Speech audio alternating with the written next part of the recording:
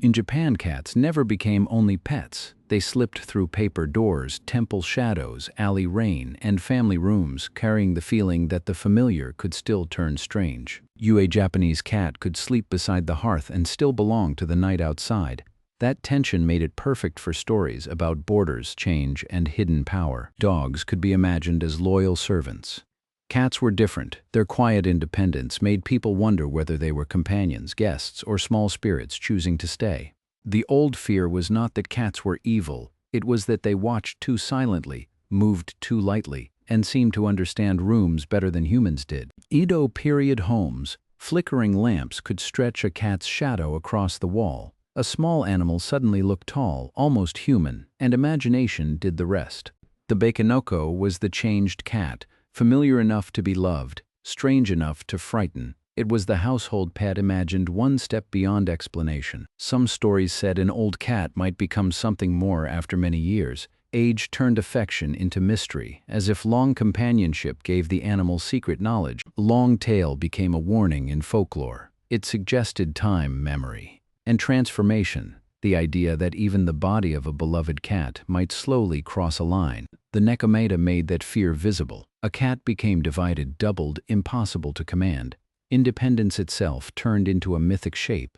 These legends are strongest when we stop treating them as simple monster stories. They are really about boundaries, animal and human, home and wilderness, affection and fear. One famous tale remembers a boy who drew cats everywhere in an abandoned temple. The painted cats were said to awaken and protect him from what hid in the dark. That story matters because it turns cat images into guardians. The child survives not through strength, but because the cats he loved become powerful in silence. The boy's drawings are important because cats begin as lines. A few brushstrokes become presence, and presence becomes protection when the night grows uncertain. Yoi Japanese temple at night is already a threshold. Add a cat, and the scene becomes more than architecture.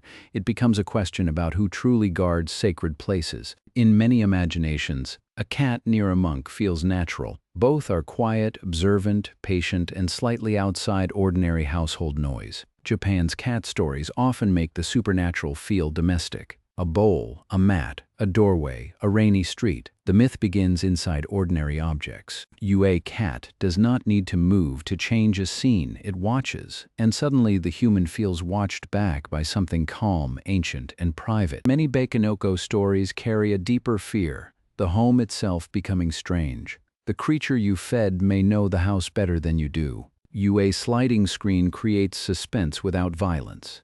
Something is almost visible, almost known. That is the perfect place for a Japanese cat spirit to live. Some tales imagined cats standing upright or mimicking people. The fear was not claws or teeth, but imitation, the animal becoming almost like us. Shape-shifting stories ask a quiet question. If a cat could borrow a human face, would we notice? Or would the home accept the disguise first? Folklore often placed cats near lonely women, old houses, and private rooms.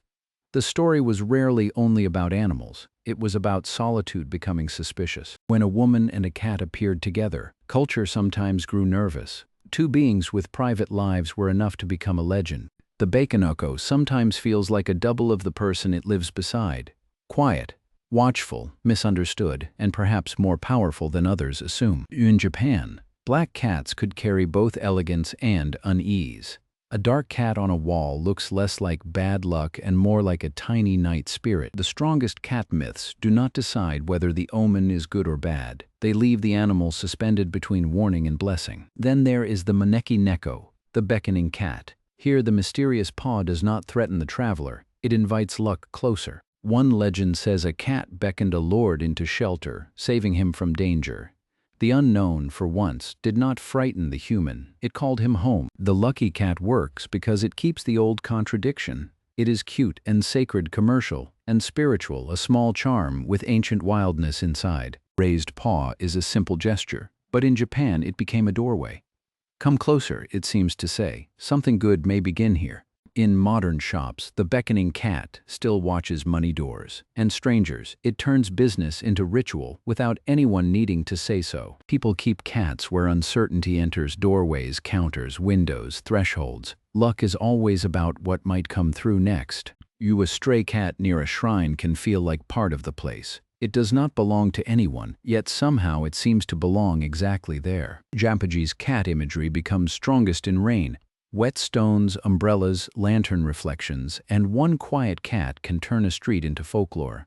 Cat in a night market sees everything: hands, food, coins, footsteps. Humans move loudly through the scene. The cat keeps the secret rhythm. Modern viewers often say they did not adopt a cat. The cat chose them. That feeling is new and ancient at the same time.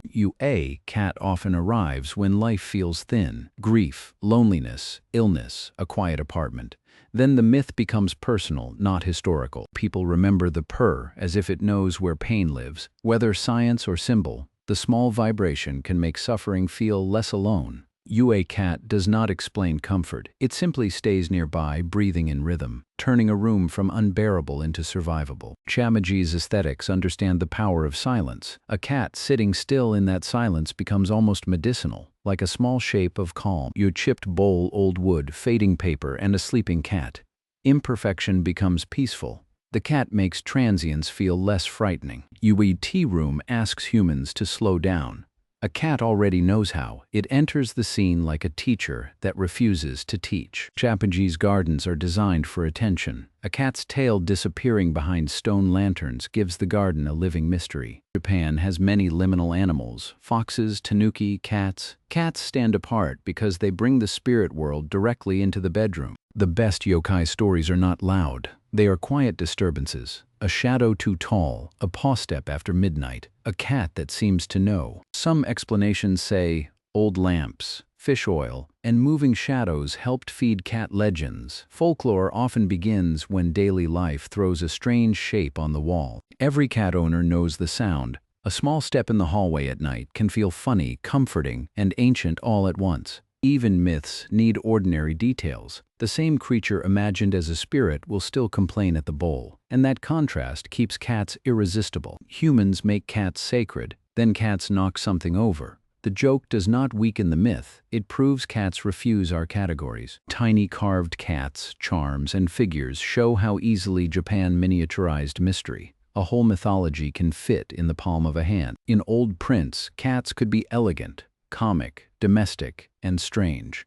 Art understood that feline dignity and absurdity belong together. The floating world loved passing moments: actors, streets, pleasure, weather. A cat fits perfectly because it is always present and never fully possessed. Modern Japan also turns cats into places of pilgrimage. Cat islands feel like ordinary geography touched by quiet devotion. People visit cat places not only to see animals but to enter a slower emotional world where watching becomes enough. In crowded cities, cat cafes reveal a modern need.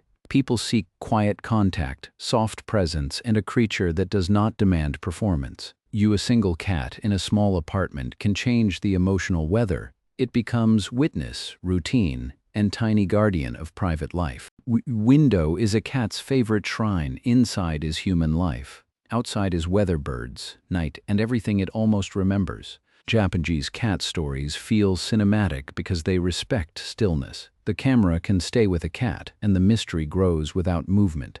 A cat turning its head can feel like a revelation. Nothing happens, yet the viewer leans closer because the animal seems to know the next scene. Again and again, Japanese cat lore returns to thresholds. Doors, screens, bridges, windows, temple gates. Cats belong where one state becomes another. Some stories place supernatural cats near death, not only as threats but as witnesses. Humans look for animals when words fail at the final border. The black cat in folklore often carries grief's shadow. But shadow is not only fear, it is also the place where memory stays visible. Perhaps cats became spirit animals because they seem comfortable near what humans cannot control: silence, absence, night, aging, and goodbye. The Japanese cat imaginary cannot be tamed. It can be lucky, monstrous, comic, sacred, domestic, and lonely, sometimes in the same story. The myths survive because modern cats still behave like old legends. They stare into corners, choose their humans, vanish into drawers, and return as if nothing happened. Science can explain much about cats, but explanation does not erase the feeling. The stare, the timing, the silence still leave a small locked room inside the house. A Japanese legend does not need a temple to survive. It can return in a living room when a cat watches the dark hallway too long. Japan saw in cats what many humans feel: beauty with distance, affection with boundaries, comfort with a private wilderness that refuses ownership. In the end, Japanese cat folklore is not about fearing cats. It is about admitting that love can live beside mystery without needing to solve it. The next time a cat raises its paw stares from a window or appears in your life at the exact right moment, remember Japan's old question: what if the mystery chose you?